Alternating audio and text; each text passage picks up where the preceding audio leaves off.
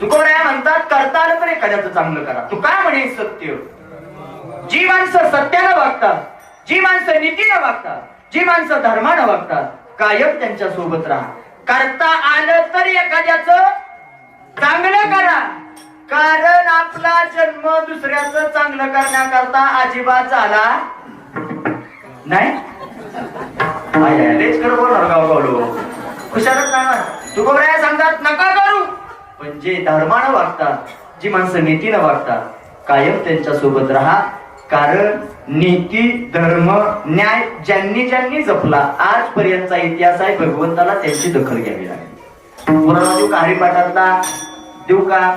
द्वारकेचा रान पांडवा घरी द्वारकेचा रान